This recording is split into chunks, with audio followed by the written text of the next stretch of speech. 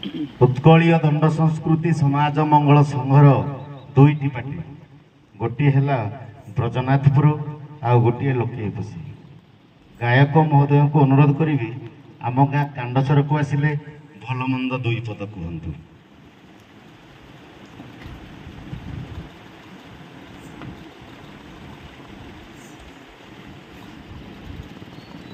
जय जगन्नाथ।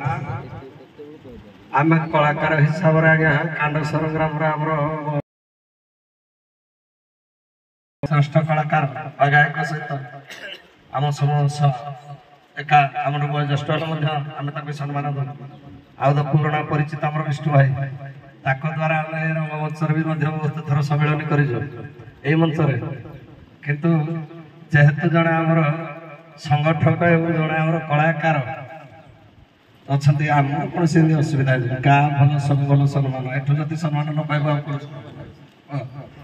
जिते कहले आम पक्षर कम आपण दुई पद कहतु। आज्ञा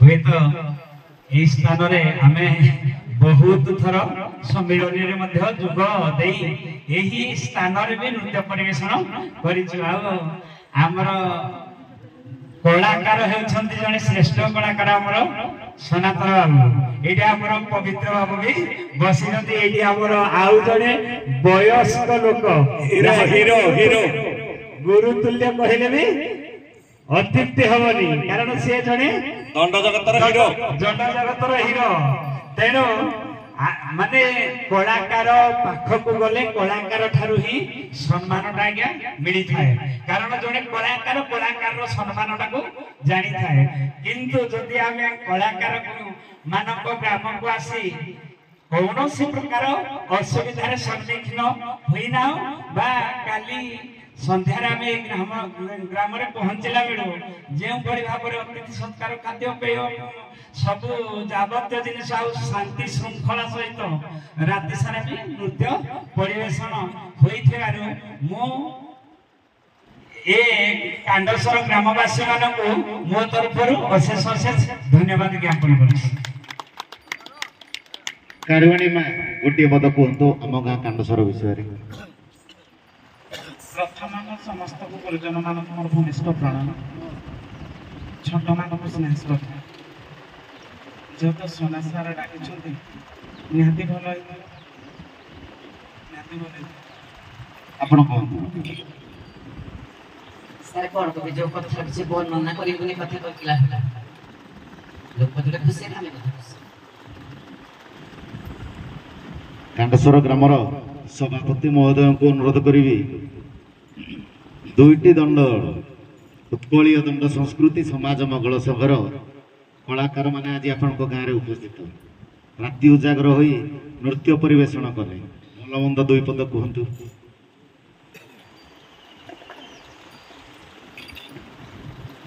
सर्वप्रथमे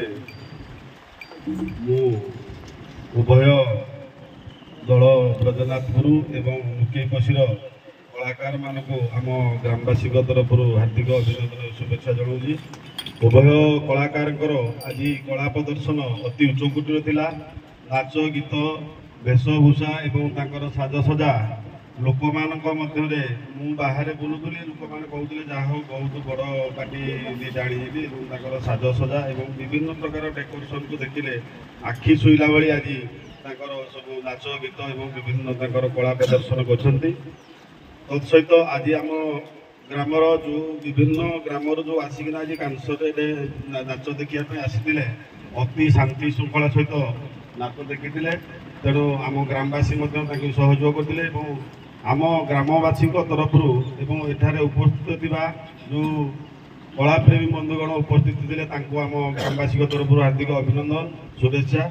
आज्ञा या पूर्वर बहुत थर नाच एठार शांति श्रृंखला सह हुए केबे भी विशृंखलित हुअन्ति नहीं तेणु चलित वर्ष जो शीतल षष्ठी उपलक्षे आज द्वितीय रजनी आपण मान देखुथिबे विभिन्न आम नाल्को जेहेतु आमर कांसर ग्रामटी नाल्को पार्श्वर एवं पाखापाखि कांसर पंचायतर जनसंख्या 10,000 ଏବଂ ଭୋଟର ସଂଖ୍ୟା 7000 ଊର୍ଦ୍ଧ୍ୱ। ଏତେ ବଡ଼ ଗାଁ ହେଲେ ମଧ୍ୟ ଆମ ଭିତରେ ବିଭିନ୍ନ ରାଜନୈତିକ ଦଳ ଅଛି, ବିଜେଡି, ବିଜେପି, କଂଗ୍ରେସ।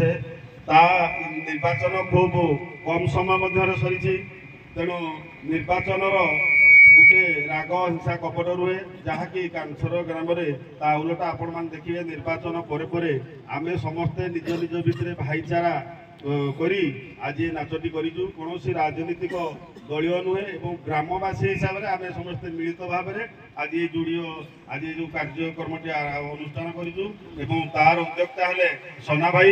ତାଙ୍କ ତତ୍ତ୍ୱବିଧାନରେ ସମସ୍ତ ଯୁବକ ବୃଦ୍ଧ ଏବଂ ଗ୍ରାମବାସୀଙ୍କ ସହଯୋଗରେ ଏଇ ଯେଉଁ କାର୍ଯ୍ୟକ୍ରମଟି ଅନୁଷ୍ଠିତ ହୋଇଛି ଏବଂ ଯେଉଁ ବିଚାରକ ମଣ୍ଡଳୀ ଆଜି ଆମ ପାଖରେ ଉପସ୍ଥିତ ଅଛନ୍ତି, ମୁଁ ଭାବୁଛି ନିଶ୍ଚିନ୍ତ ଭାବରେ ତାଙ୍କ ବିଚାର ଉଭୟ ଦଳକୁ ମନ ଛୁଇଁଲା ଭଳି ହେବ।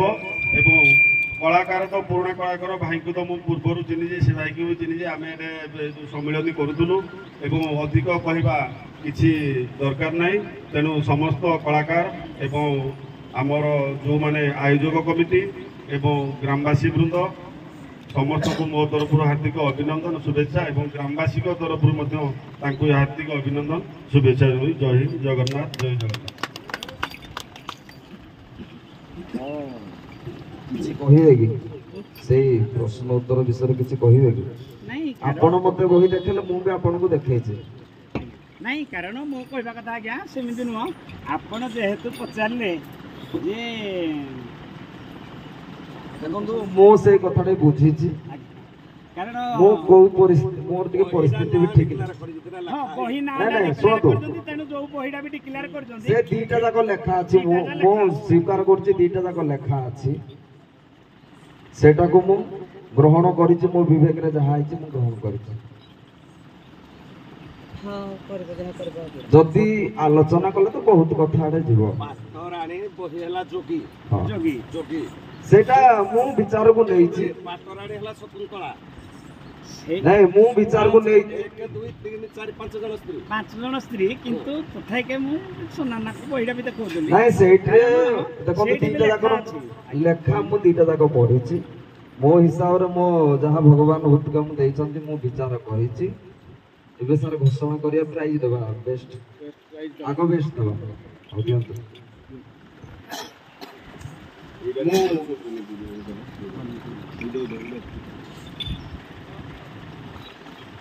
ହ୍ୟାଲୋ, ମୁଁ ଅନୁରୋଧ ରଖିବି ଆମର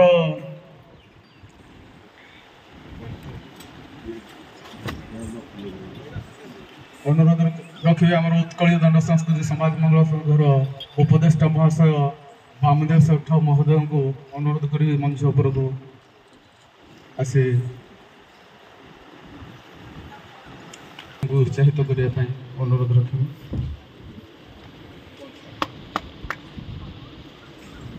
ଆଜିର ବେଷ୍ଟ କଳାକାର ବ୍ରଜନାଥପୁର ଦଣ୍ଡପାଟିର ଯୋଗୀ ଭୂମିକାରେ ଅଭିନୟ କରିଥିବା କଳାକାର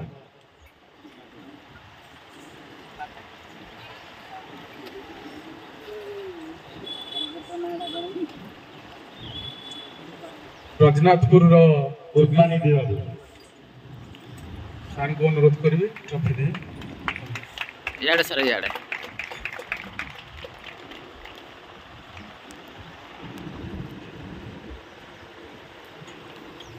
ଲୋକେଇ କୋଶୀ ଦଣ୍ଡପାଟିର ପାର୍ବତୀ ଭୂମିକାରେ ଅଭିନୟ କରିଥିବା କଳାକାରଙ୍କୁ ପ୍ରାଇଜ ପ୍ରଦାନ କରାଯିବ। ନା କ'ଣ? ବାପି। ଲୋକେଇ କୋଶୀ ଦଣ୍ଡପାଟିର ପାର୍ବତୀ ଅଭିନୟରେ ଯେଉଁ ବାପି ବାବୁ ଅଭିନୟ କରୁଥିଲେ, ତାଙ୍କ ଅଭିନୟରେ ଖୁସି ହୋଇ ତାଙ୍କୁ ବେଷ୍ଟ କଳାକାର ସାର୍ଙ୍କୁ ଅନୁରୋଧ କରି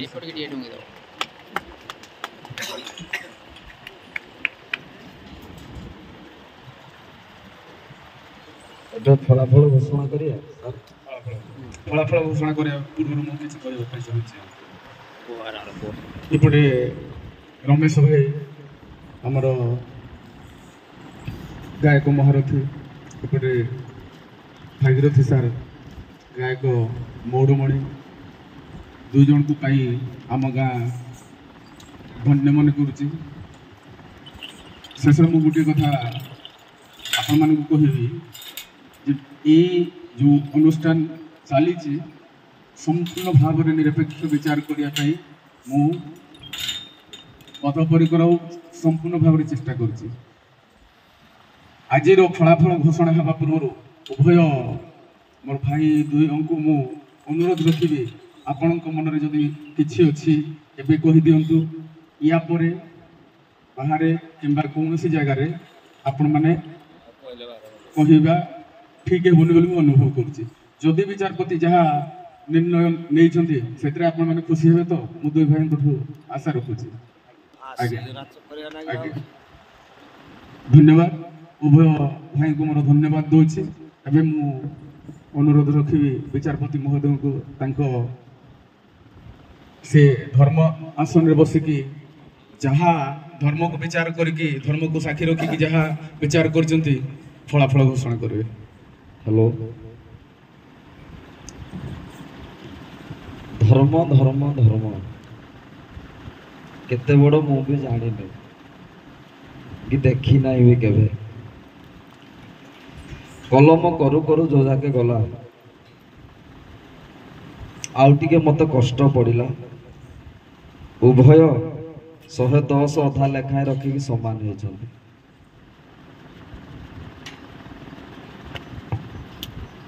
ଏବେ କ'ଣ କରାଯିବ?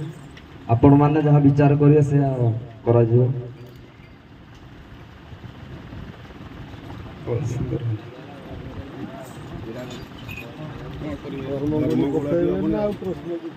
ଯଦି ଚାହିଁବେ ମୁଁ ସେଇ ବକ୍ସରୁ ପ୍ରଶ୍ନ କାଢି ପାରିବି ଆପଣମାନଙ୍କ ପାଇଁ।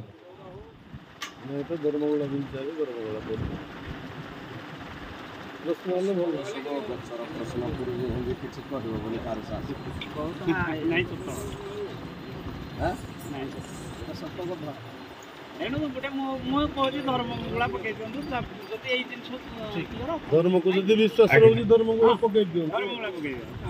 ଯଦି କିଛି ସନ୍ଦେହ ହଉଛି ଆପଣ ମାର୍କ ଲିଷ୍ଟ ବି ନେଇପାରିବେ ମୋର। କିଛି ଏବେ ସନ୍ଦେହର କିଛି ନାହିଁ। ଉଭୟ ଭାଇ ଅଛନ୍ତି ଧର୍ମଗୁଳା ପକେଇବା ପାଇଁ, ତେଣୁ ମୁଁ ଅନୁରୋଧ ରଖିବି ଆପଣ ଖୁସି ଏବେ ଧର୍ମଗୁଳା ପକେଇଲେ ଭାଇ ଆପଣ ଖୁସି? ଟିକେ ଯଦି କାହାର ସନ୍ଦେହ ଅଛି ଯେ ଆମେ କିଛି ସନ୍ଦେହ ଅଛି ଯଦି ଏଇଠି ଆମେ ମୁଁ ପ୍ରକାଶ କରିପାରିବି। କାହାର ଯଦି କୋଉ ରୋଲରେ କିଛି ପାଇବା ପାଇଁ ଯୋଗ୍ୟ କିଏ ଭାବିଛନ୍ତି, ଆପଣ ତ ଜାଣିନାହାନ୍ତି କିଏ କୋଉଠି ପାଇଛି ନ ପାଇଛି, ଡିକ୍ଲାର ବି ହେଇନି, କିନ୍ତୁ ହେଲେ ମଧ୍ୟ ସ୍ୱଚ୍ଛ ମନରେ କହୁଛନ୍ତି ଯେ ଧର୍ମଗୁଳା ହେଉ ବୋଲି। ପ୍ରଶ୍ନ ଯଦି ଚାହିଁବେ ପ୍ରଶ୍ନ ଯଦି ଚାହିଁବେ ପ୍ରଶ୍ନ ପଚରାଯିବ ଏବେ ବୀଣାକାରକୁ ଏବଂ କାରୁଆଣୀକୁ। ନାଇଁ, କାରୁଆଣୀକି ପଚାରନ୍ତୁନି ସାର୍, ବୀଣାକାର ମାନଙ୍କୁ 3ଟି ପ୍ରଶ୍ନ ପଚାରନ୍ତୁ। 3ଟି ପ୍ରଶ୍ନ ପଚାରନ୍ତୁ, ଯିଏ ଯୋଉ ପଟ ଉତ୍ତର କହିବେ ହବ। ଯଦି 3ଟାରେ ନହେଲେ ତାହେଲେ ଆମେ ଧର୍ମଗୁଳା ପକେଇବା ନା କ'ଣ କହୁଛନ୍ତି ଭାଇ? ଠିକ୍ ଅଛି, କରନ୍ତୁ। ଏଇ ଚିରକୁଟରୁ ପଚାରିବି ନା ମୌଖିକ ପଚାରିବି? ଚିରକୁଟ ଦବା, ଠିକ ଅଛି। ବୀଣାକାରଟା କାଢିଲ, ସେ ଦିଟା ଆଗ କାଢିଦବ।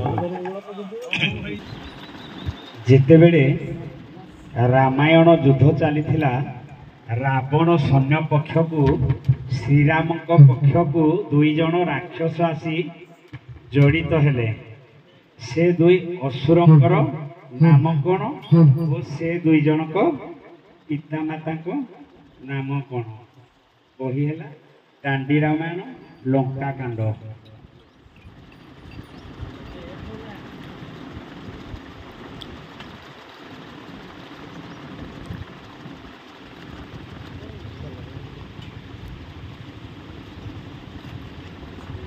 ଏଇଟା କି ଶ୍ରୀରାମଙ୍କ ପକ୍ଷରୁ 2 ଜଣ ରାକ୍ଷସ। ରାବଣ ପକ୍ଷରୁ ରାମ ପାଖକୁ ଆସିଲେ 2 ଜଣ ରାକ୍ଷସ, ଯେମିତି ମହାଭାରତ ଯୁଦ୍ଧରେ ଆଜ୍ଞା ଆଜ୍ଞା ଦୁର୍ଦକ୍ଷ ଯେମିତି ଆସିଥିଲା। ଆଜ୍ଞା, ଗୋଟିଏ ହବ ବିଭୀଷଣ, କାରଣ ରାମ ଭକ୍ତ ହେଲେ ସୁଦ୍ଧା, କାରଣ ସିଏ ସେହି ଅସୁର ବଂଶରେ ଯେହେତୁ ଜନ୍ମ ହୋଇଛି ବିଭୀଷଣ।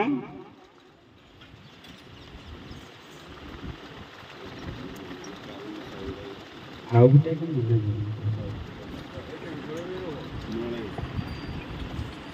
ଟଙ୍କାରେ କେଉଁ ଅସୁରର 5ଟି ମୁଣ୍ଡ 10ଟି ହାତ 10ଟି ଆଖି 5ଟି ମୁଣ୍ଡ 10ଟି ହାତ 5ଟି ଆଖି 10ଟି ଆଖି 10ଟି ହାତ 10ଟି ଆଖି 5ଟା ମୁଣ୍ଡ 5ଟା ମୁଣ୍ଡ ବହି ବହି ସାରଳା ମହାଭାରତ ଆର୍ତ୍ତବଲ୍ଲଭଙ୍କ ସଂକଳନ।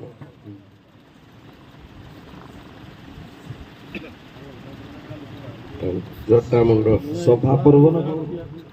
ସଭା ପର୍ବ।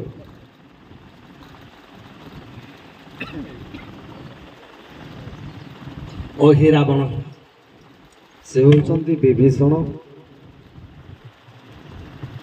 ଆପଣଙ୍କର ଉତ୍ତର ସୁବାହୁ ଏବଂ ସୁକର୍ଣ୍ଣ। ବୀରବାହୁର ପୁଅ ହଉଛି ସୁବାହୁ, କୁମ୍ଭକର୍ଣ୍ଣର ପୁଅ ହଉଛି ସୁକର୍ଣ୍ଣ। ହଉ, ଦୁଇଟା ଗଲା ସାର୍। ଆଉ ଗୋଟିଏ ବାବାଜୀଟା ଉଠାଅ, କାହିଁକିନା ଦି ଗାୟକ ଅଛନ୍ତି ତ, ବାବାଜୀରୁ ଯୋଉଟା ଉଠିଲା ଆଉ। ସ୍ପର୍ଶ ବୁଝିଲେ କି? ଭକ୍ତାର ଭୋଗ କାଳରେ ସହାୟକ ହେଉଥିବା 5ଟି ଅନ୍ତରଙ୍ଗ ସାଧନକୁ ତତ୍ଵ ପଞ୍ଚକ କୁହାଯାଏ। ସେହି ତତ୍ଵ 5ଟିର ନାମ କଣ? କିନ୍ତୁ ତତ୍ଵ ଉପରକୁ ଗଲେ ନାମ, ରୂପ, ବୁଦ୍ଧି, ବିବେକ, ଆଶ୍ରୟ, ଇଏ ହେଲା ପଞ୍ଚତତ୍ଵ। ଆପଣ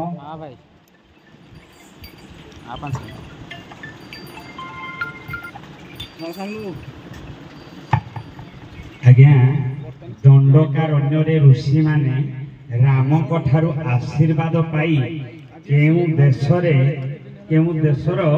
କେଉଁ ଗୋପ ଘରେ ଜନ୍ମ ହେଲେ? ଗର୍ଗ ସଂହିତା, ମାଧୁର୍ଯ୍ୟ ଖଣ୍ଡ ଏବଂ ଶ୍ରୀକୃଷ୍ଣ କଥାମୃତ। ଆଜ୍ଞା, ଆମର ତ୍ରେତୟା ଯୁଗରେ ଦଣ୍ଡକାରଣ୍ୟରେ ଯେତେବେଳେ ଋଷିମାନେ ରାମଙ୍କ ରୂପ ମାଧୁର୍ଯ୍ୟରେ ମୁଗ୍ଧ ହେଲେ, ତେଣୁ ସେ ତପସ୍ୟା କରି ଆଜ୍ଞା ଗୋପପୁରର ସମସ୍ତ ଗୋପାଳ ମାନଙ୍କ ଘରେ ଆଜ୍ଞା କନ୍ୟା ସ୍ୱରୂପ ଜନ୍ମ ହୋଇଛନ୍ତି। ଗର୍ଗ ସଂହିତା ପ୍ରମାଣ କରେ ସେ ଋଷିମାନେ ବଙ୍ଗ ଦେଶର ମଙ୍ଗଳ ଗୋପ ଘରେ ଜନ୍ମଗ୍ରହଣ କରିଥିଲେ। ଆପଣଙ୍କର ଉତ୍ତର ସେଇଟା ହେଉଛି ନିୟତି, କାଳ, ରାଗ, ବିଦ୍ୟା ଓ କଳା। ଏବେ ଆପଣ ଲଟେରୀ କରିପାରନ୍ତି।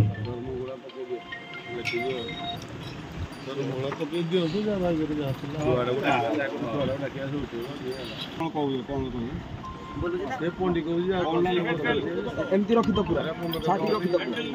ପ୍ରଥମେ କିଏ ଆସିଥିଲେ? ଆମେ ଆପଣଙ୍କର ଟାଇମ୍ ହେଲା ଆଉ ବାପା ଉପରକୁ ପୁରା ଫୋପାଡ଼ିছে ଉପରକୁ ଫୋପାଡ଼ିছে ହେଡ୍ କର ତାଙ୍କର